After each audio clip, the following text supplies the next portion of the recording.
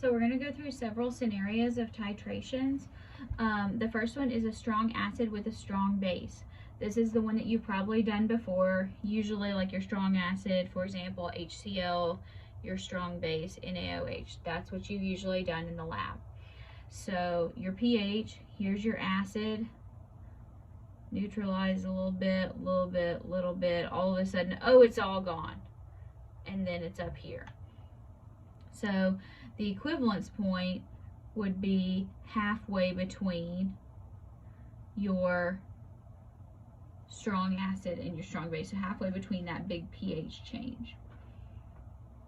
So let me kind of look at this.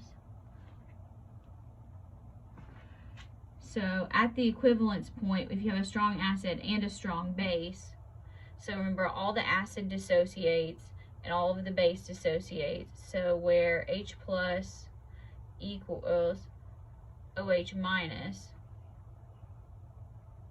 they're equal to each other. In this case, they all dissociate. So this is where you made pure water. So that's going to be a pH of 7.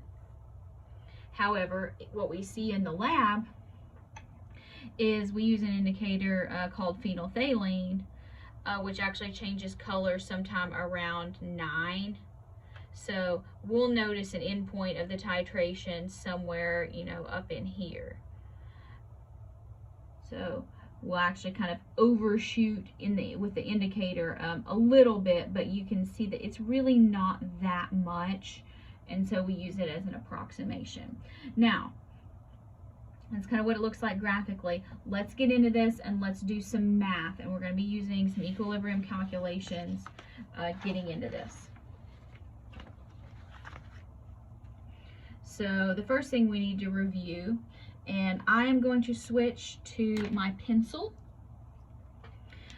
for this, because I really don't want to have to re-record if I mess things up too bad. Okay, I don't intend to, but it can happen. So here we have 21 milliliters of HCl. It does not tell us the concentration, and that's titrated with 31.2 milliliters of known concentration, so 0.1 molar NaOH. So here's strong acid, strong base. We want to know what the concentration of HCl is. So the first thing we should do is we should write a neutralization equation. When you mix acid with base, you get water and salt.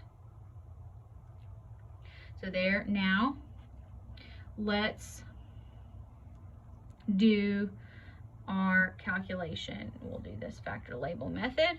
So we start with what we know, both of them. All right, and we're gonna use a little bit of a shortcut here, which, if you know my love of units, that means me saying a whole lot. So there's that many milliliters of 0.100, and that's moles per liter, and I realize that those don't cancel out, but it's gonna be okay.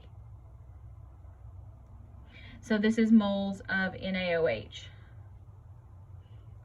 Now we go to our equation, and we know that 1 mole of NaOH equals 1 mole of HCl.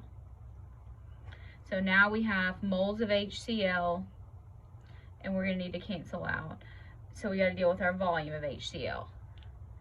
And our volume that we use is 21 milliliters, and it goes on the bottom. There's where our milliliters are going to cancel out. That just saves us from canceling out 1,000 2 times, or writing that. So again, it's a shortcut. I won't let you get away with that in first semester, but believe me, these calculations are going to get crazy enough.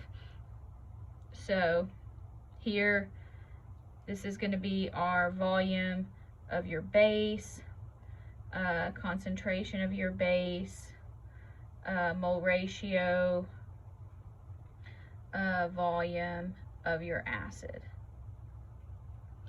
Okay, and you just calculate. It's not that hard. So 31.2 times 0.1, and then we're going to divide by 21. So 0.149 molar HCl. This you should have already known how to do. I taught you the shortcut though.